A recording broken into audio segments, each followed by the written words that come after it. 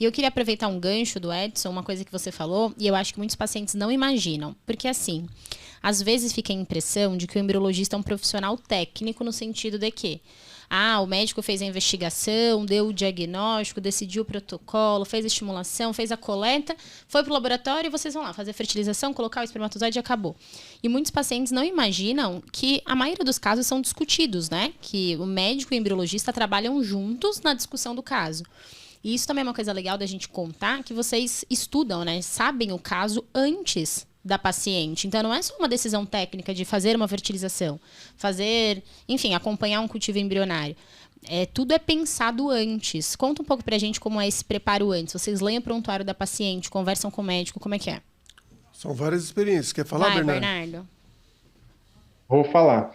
Exatamente, isso é bem interessante, Amanda, porque realmente a hora que a gente vai preparar as coisas para o dia seguinte, né, no laboratório, a gente pega a pasta, a ficha ali da paciente e a gente vê o caso de cada paciente. E, geralmente, se essa paciente já tem um histórico de fertilização in vitro, de tentativas prévias, muitas vezes na minha rotina, eu gosto sempre de discutir os casos que não dão certo. Eu tenho uma discussão com o médico responsável dessa paciente, já prevendo qual que vai ser a estratégia que a gente vai mudar para a próxima tentativa. Né? Então, a gente discute, olha, eu acho que na parte clínica a gente poderia tentar isso daqui, no laboratório a gente tentar essa outra forma. Então, a gente tem um protocolo padrão, geralmente todas as clínicas trabalham assim. Você tem um protocolo que ele vai atender ali, a grande maioria das pacientes, ele é funcional para elas. Só que a gente tem casos específicos, então a gente consegue individualizar os casos de pacientes que mudando algumas coisinhas. Então, um exemplo que a gente pode mudar é o intervalo de tempo entre a coleta do sêmen até a injeção do espermatozoide no óvulo.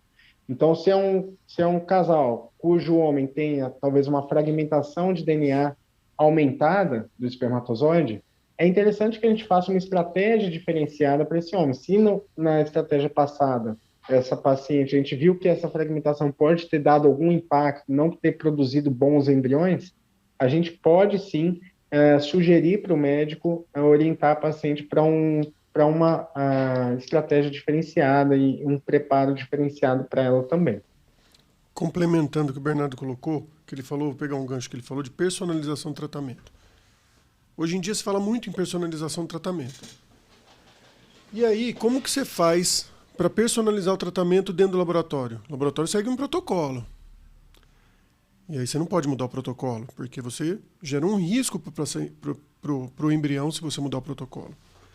Então, o que a gente faz dentro do laboratório? A gente tem protocolos definidos para cada tipo de paciente. De situação, né? De situação, exatamente. Um exemplo que eu vou dar dentro do laboratório, que a gente já faz, e que a gente aconselha os laboratórios a fazerem. Tem alguns trabalhos que falam que se você cultivar os embriões todos em conjunto, vai melhorar o resultado. Depende do que ele secreta, né? É uma faca de dois gumes. Eu já aprendi isso com um bom embriologista, sabia? Alguém falou. Eu ouvi dizer. E tem protocolos que falam que não, que é melhor individual. O que acontece é assim, muitas vezes o embrião de uma paciente mais jovem, que tende a ter embriões melhores, que vão chegar mais a blastocisto, eles secretam mais fatores de crescimento. Isso ajuda os outros embriões, irmãos, que não iriam tão bem, a crescer melhor. Então, essa paciente a gente vai fazer em conjunto. Mas, por exemplo, uma paciente de 43 anos, que teve 6 óvulos, ou, igual hoje de manhã, uma paciente de 44 anos com 12 folículos, provavelmente ela vai ter em torno de 10 óvulos.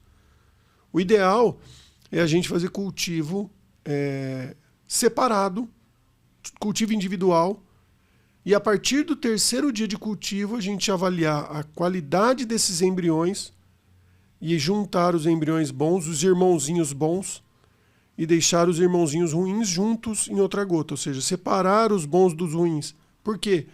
Porque o ruim, ele produz fatores que vão prejudicar os bons.